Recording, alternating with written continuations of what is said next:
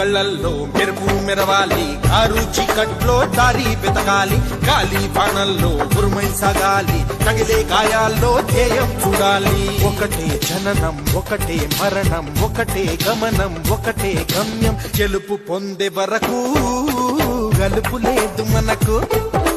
బ్రతుకు అంటే గెలుపు, గెలుపు కొరకే బ్రతుకు.